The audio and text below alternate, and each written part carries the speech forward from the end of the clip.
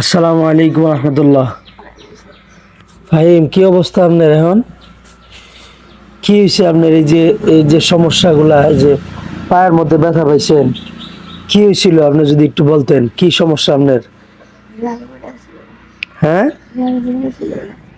একটু পাউডার টান দেন, ওইদিকে টান দেন, টান দেন। তো রেহাল পরে গেছিল গা, রেহাল আবার পরে কেমনে? তো সেলাই দিতে হয়েছে কি? আপনি শুধু ড্রেসিং করা হয়েছে, তাই না? তো যারা দেখতেছেন আমাদের ফাহিম, ওনারা সবাই চিনেন। উনি আজকে শুক্রবার, তারপরও রেস্টে আছে হয়তোবা। মানে আপনারা ভিডিওগুলো আজকে কিংবা কালকে আগামী দিন আপনারা দেখবেন। দেখেন ফাহিমের পায়ের অবস্থা। মানে উনি একটু অসতর্কতামূলকভাবে চলাফেরা করছিল। যেমন ধরেন, উনি মাদ্রাসার বাচ্চারা যখন মাগরিবের নামাজের পরে যার যার সবক পড়তে হয়, কানবেন না, চোখ মুছা ফেলান, চোখ মুছা ফেলান, কান্না করতে হবে না। তো মাগরিবের পরে যেহেতু যে সময়টা আমরা লেখাপড়ার জন্য করা হয়, তখন কিন্তু কার আগে কে যাবে ছোটাছুটি করে। তো ছোটাছুটি ওরকমভাবে কেউ করে নাই। মানে সিরিয়াল দইরা কোরআন শরীফ নিতে হয়, রেহাল নিতে হয়।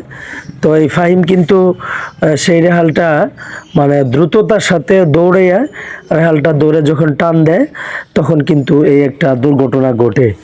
তো এজন্য মানে আপনাদেরকে একটা মেসেজ দেওয়ার উদ্দেশ্যেই এই ভিডিওটা করা। তো সর্বোপরি ফাহিমের জন্য তো দোয়া করবেনই আপনারা। আল্লাহ তাআলা যেন তাকে সুস্থতার নিয়ামত দান করেন। সেই সাথে আমরা ওষুধপত্র যা কিছু প্রয়োজন আমরা উস্তাদজিদের মাধ্যমে তো তৎক্ষণাৎ আমরা মানে চিকিৎসার ব্যবস্থা করেছি। তার বাবা মার সাথেও আমরা খোঁজখবর নিয়েছি, তার বাবা মাও এসে দেখে গেছে। তেমনটা কিন্তু ওরকমভাবেই হয় নাই। তো শুধুমাত্র একটু আঘাত খাইছে আর ক্ষত হয়েছে আর কি। তো যেটা বলতেছিলাম, এই ভিডিওটার উদ্দেশ্য হলো যে আপনাদের যাদের বাচ্চা কাচ্চা রয়েছে, আপনারা অবশ্যই চেষ্টা করবেন আপনাদের সন্তানদেরকে কোনো দুর্ঘটনার আগে থেকেই তাদেরকে একটু সতর্ক করবেন, এবং তারা যেন দুষ্টামি বান্দারামির ছলে যেন মানে কোনো দুর্ঘটনার কবলে না পড়ে। তো সেজন্য চেষ্টা করবেন। জি ফাহিম, মন খারাপ করেন কেন? কান্নাকাটি করেন না। কি এখন কি বেদনা আছে? বিষ বেদনা আছে? হ্যাঁ, একটু টান দেন, টান দেন। বিষ বেদনা আছে? বিষ বেদনার তো বড়ি করা হয়েছে। এখন খাওয়া দাওয়া করে বড়ি খান নাই? আপনার আব্বা আম্মা কি নিয়ে আসছিল এখন? চানাচুর, জুস, আর কি? হ্যাঁ, টিস্যু। মাশাল্লাহ। তো আসলেও ওনার বাড়ি মধুপুর থানায়। কারণ এই অবস্থায় যদি বাড়িতে পাঠিয়ে দেই, এটা হয়তো বা 1-2 দিন মাদ্রাসায় রেস্ট নিলেই ইনশাআল্লাহ ঠিক হয়ে যাবে। কিন্তু বাবা মা নিতে চায় না বাড়িতে, কি জন্য জানেন? মানে আমরা তো একটা নিয়ন্ত্রণে রাখতে পারি মাদ্রাসার ভিতরে, আর বাড়িতে যদি চলে যায় তাহলে কিন্তু বাবা মার নিয়ন্ত্রণে থাকতে পারবে না। এই ব্যথা নিয়েই কিন্তু খেলাধুলা শুরু করবে, নানান জায়গায় ঘোরাঘুরি করবে। সেজন্য বাড়িতেও কিন্তু তাকে নিয়ে যাওয়ার অনুমতি দেওয়া হয় নাই, বাড়িতে নেয়ও নাই।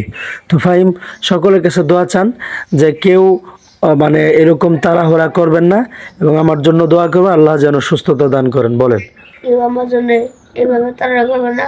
সবাই সুস্থ থাকবে, সবাই আমার জন্য দোয়া করবে।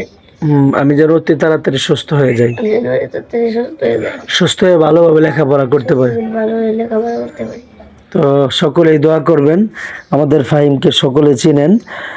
উনি মানে পড়ালেখা করতে চায় না, নানান কিছু নিয়েই ওনার সাথে আপনাদের পরিচয় হয়েছে। হাজার হাজার মানুষ ওনার ভিডিওগুলো দেখেছেন। তো ফাহিম হলো এক বাবার এক সন্তান। তো আদরের সন্তান, আমরাও তাকে আদর যত্ন করি না? আর রাগ উঠলে আবার একটু দমক দেই কিংবা এই করে একটু শাসন করি, তাই না? তো ফাহিমের জন্য দোয়া করবেন, আল্লাহ যেন অতি তাড়াতাড়ি তাকে সুস্থতা দান করেন এবং আবারও আগের মতো ভালোভাবে লেখাপড়া শুরু করতে পারেন। একটা সালাম দিয়ে দেন সবার উদ্দেশ্যে। আসসালামু আলাইকুম। ওয়ালাইকুম আসসালাম ওয়া রাহমাতুল্লাহি ওয়া বারাকাতুহু।